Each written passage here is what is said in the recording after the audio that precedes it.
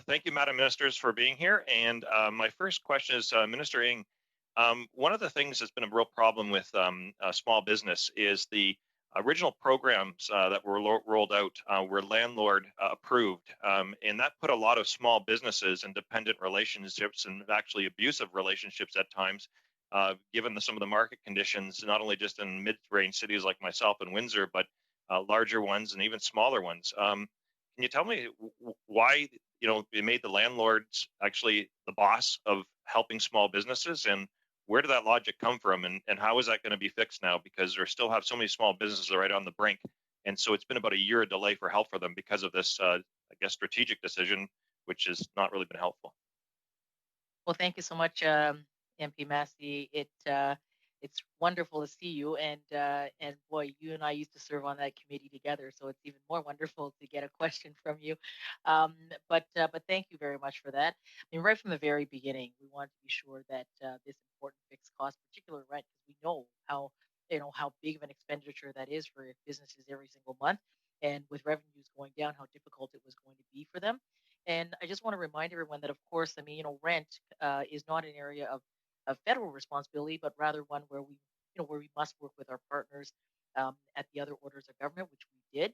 And I think what Canadians will see and colleagues will see is that we have listened and continue to listen to businesses and working with our colleagues on all sides of the house so that we are adapting. So what we have right now is, of course, the new rent subsidy bill, which means that businesses can go directly, apply directly, and get this really important support where they'll get 65% and to do their part in locking, if they are locked down because of public health measures, they will get an additional 25% of lockdown support. But this is direct support to them. I appreciate that, and we can't go back and make up for lost time now. But what we can do is provide better service to the small businesses. So, can you give us deadlines and times that businesses can plan for this now? Because quite frankly, it was a problem the way it was rolled out, and that's why it's changed. That's why it's different now. So we're glad for that part, but what we're still a little bit concerned about is the timelines, especially with much of the country going back into a second wave. And there's still a lot of uncertainty. So can you give us specific dates and ensuring that there's going to be proper resources for actually processing the casework necessary? Because those extensions of time are killing so many small businesses. Yeah, I absolutely appreciate that, and I share that urgency for that help, particularly as businesses are tackling the second wave.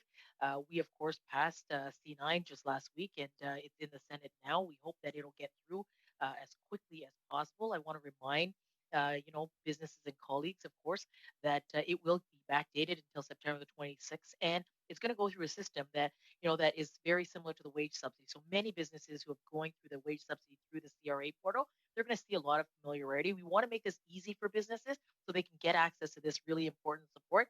And like I said, that 25% in lockdown support means effectively, if you are locked down, you get up to 90% of that rent paid, which I think is going to go a long way in helping these businesses.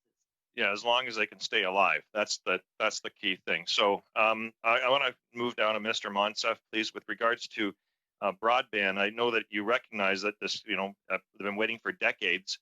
I've actually for decades been raising the fact that we have abused our spectrum auction. We've actually taken in $22 billion in spectrum auctions and passed on some of the highest consumer costs to Canadians. And on top of that, we've also, take that money and not put it back into rolling out a plan across Canada.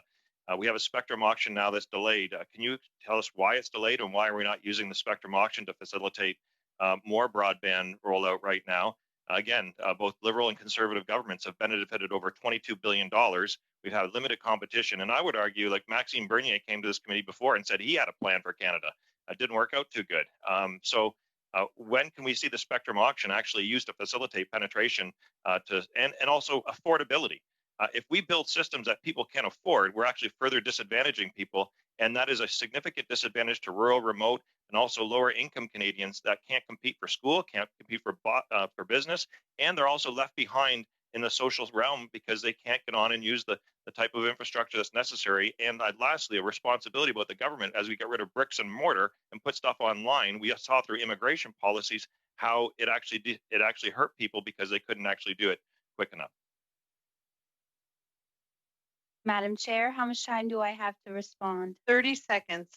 MP Masse, you're absolutely right about the spectrum auction being pushed back. It was pushed back because industry asked for it, and Minister Baines pushed it back to June 2021 because of COVID.